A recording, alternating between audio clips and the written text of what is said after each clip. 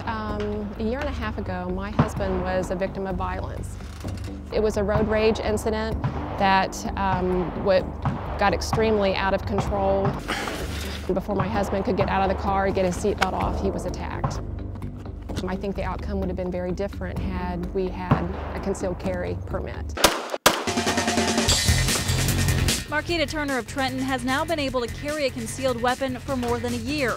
She armed herself because of the attack on her husband. It was traumatic because when you live your life every day, a normal, law-abiding citizen, you hear that happens to other people, but not so much, you don't think of it happening to you. Nice. Very nice. Turner is one of many women now applying for a permit to carry a concealed weapon. In Montgomery County in 2010, 422 of the 2,290 applicants for a CCW license were women.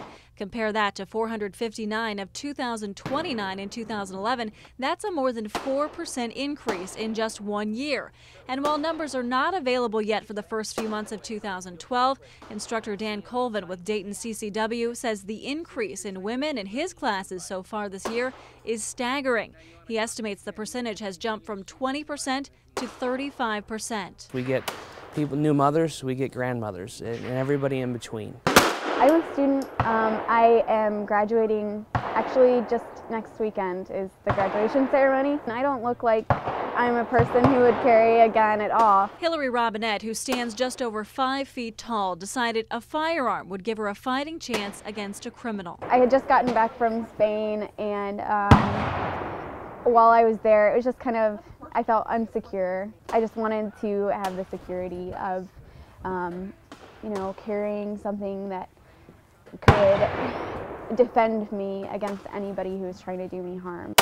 And Marquita Turner, she's a mom to 2 teenagers and a nurse who works at an area hospital. I work in an emergency department, so I do see many times the after effects of violence. A lot of people have this perception of who comes and gets their CCW, or who comes to the range and fires their gun, or who would be a gun owner.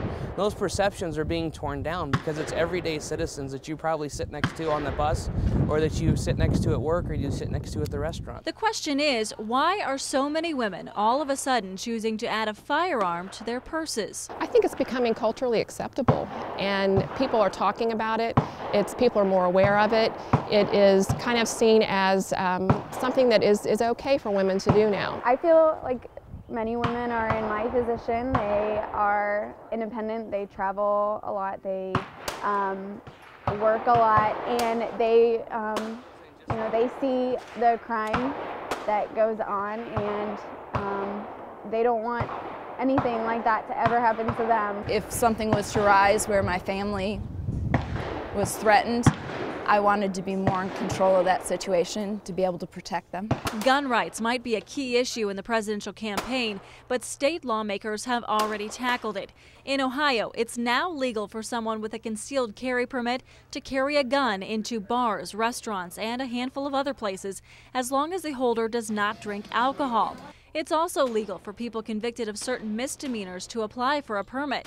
Now still sitting in the State House are House Bill 263, which would require background checks at gun shows, and House Bill 256, which would allow people to carry a concealed firearm without a permit. That's the big bang switch. In order to qualify for a permit, you must complete 10 hours of classroom time and 2 hours of live fire exercise.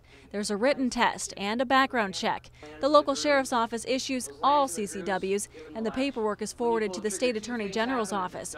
The license is good for 5 years, and the renewal process includes a new set of fingerprints and a new background check. But the state does not require updated training. That is left up to the license holder. It's not, hey, spend 12 hours in a class, go get your license, and then start carrying a gun around. That's not the objective. The objective is to give you enough training that you qualify to get your CCW and the ability to go train. While they don't always carry their guns and mostly rely on pepper spray, most of these women say they have and plan to continue training.